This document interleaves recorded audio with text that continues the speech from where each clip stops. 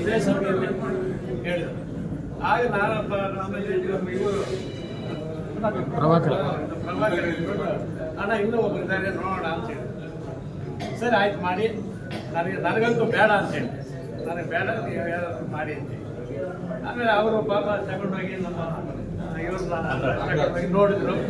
ಆಮೇಲೆ ಇಲ್ಲಣ್ಣ ನೀನೇ ಇರು ಅಂತ ಹೇಳಿದ್ರು. ಇಲ್ಲ ಇಲ್ಲ ನಾನು ನೋಡಿ ಅಂದರೆ ಇನ್ನೂ ಒಬ್ಬರು ರೆಡಿ ಆದರು. ಆಮೇಲೆ ಅವರು ಬೇಡ ಆದರು, ಎಲ್ಲ ಬೇಡ ಆದರು. ಆಮೇಲೆ 4 ದಿವಸ ಟೈಮ್ ತಗೊಂಡು ಆಮೇಲೆ ಇಲ್ಲಣ್ಣ ಎಲ್ಲರೂ ನಿಮ್ಮ ಮೇಲೆ ಹೇಳ್ತಾರೆ, ನಮ್ಮ ಎರಡೋಬಳಿಯವರು ಸೇರಿಸಿದ್ದವು, ಎರಡೋಬಳಿಯವರು ನಿಮ್ಮ ಮೇಲೆ ಹೇಳ್ತಾರೆ, ನೀವೇ ಇದ್ಬಿಡಿ ಅಂತ. ಸರಿ ನಿಮ್ಮ ಮಾತು ಎದುರುಗಳಲ್ಲಪ್ಪ ಇರ್ತೀನಿ ಅಂತೇಳಿ ಒಪ್ಕೊಂಡ್ಬಿಟ್ಟು ಆಮೇಲೆ ಅಲ್ಲಿಂದ ಶುರು ಮಾಡಿದ್ವಿ.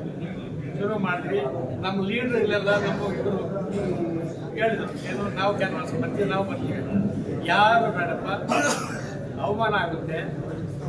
21 ವರ್ಷ ನಮ್ಮದು, ಅದು ಸಾರಾಯಿ ಅವ್ರ ಹತ್ರ ನಾವು ವೈಟ್ ಮಾಡಬೇಕು, ಕೋಟಿಗಳಿದೆ ಅವ್ರ ಹತ್ರ, ನಮ್ಮ ಗೊತ್ತಿಲ್ಲ.